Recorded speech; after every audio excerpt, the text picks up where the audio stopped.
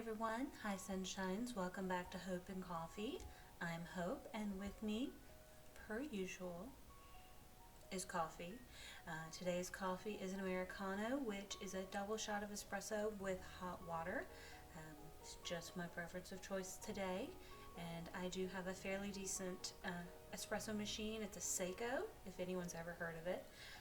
But that is one of my guilty pleasures. Is I really love a good quality espresso shot, and I feel like the Philips Seiko brand is probably one that I have consistently purchased over the past quite a few years. Actually, this machine has lasted me several years, and the one before it, I think I ran it into the ground. I even had purchased additional pieces and parts until I could no longer find those parts anymore in order to keep that machine going. So I will say the Philips Seiko brand is amazing if you love homebrewed espresso.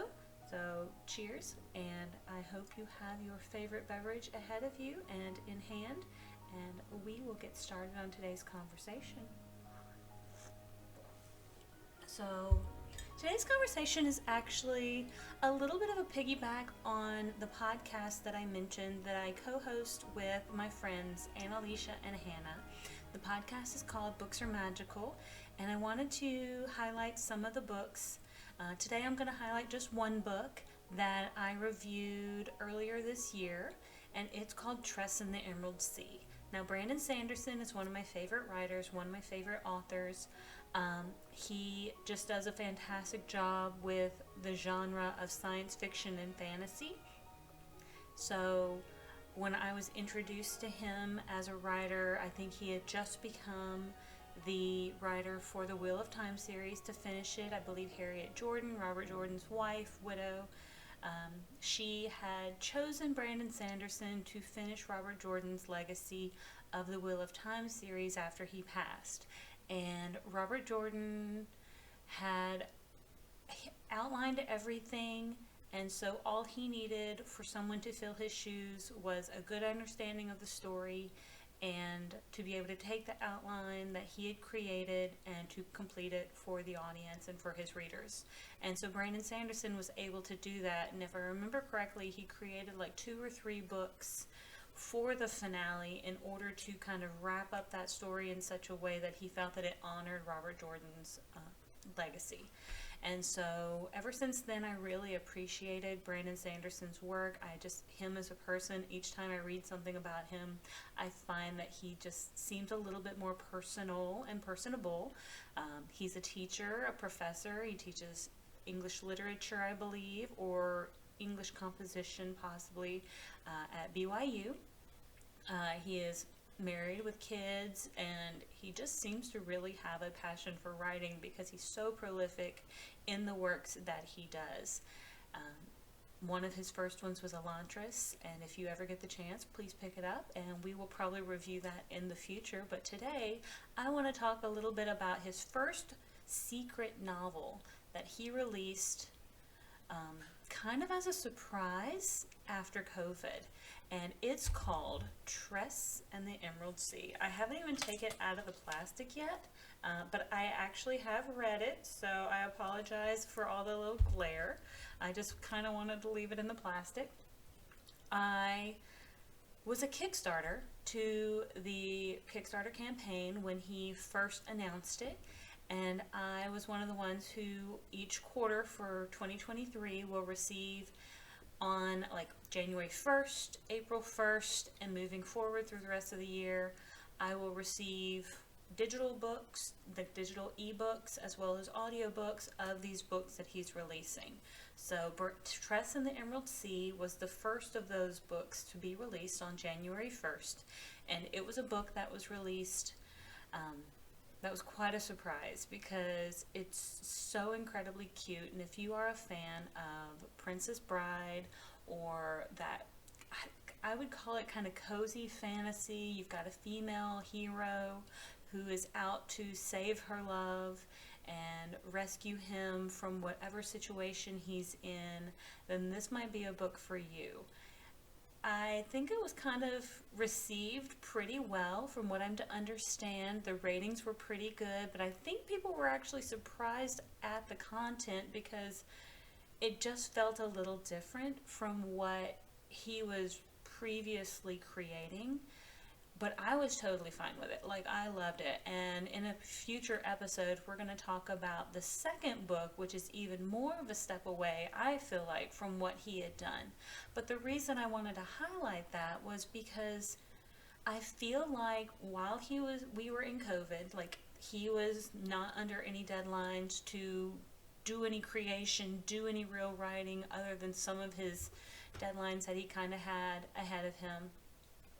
He went ahead and created some of his passion projects.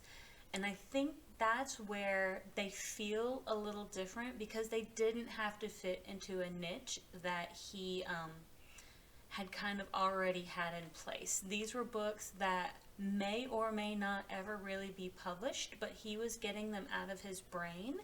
And I thought that was really kind of refreshing because I love when an author is able to almost just reinvent themselves a little bit. And I'm not saying like it's a band that creates an album and you fall in love with that album and then they have a sophomore album or even like a junior album, what have you, in the future, and their style is completely changed and now they never go back to that original style. That's not what I'm saying at all.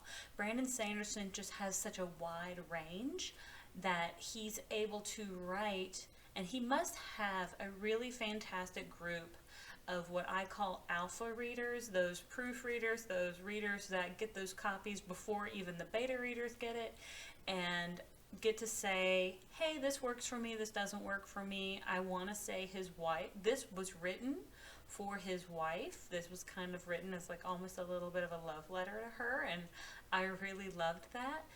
I did listen to the audiobook that he had provided, and it was so cute, and I love the fact that he was able to use the same narrators that he uses in a lot of his other works in order to kind of keep the continuity of just what we're used to hearing Brandon Sanderson stories like that being told in, and I love that. I love that he was able to do that.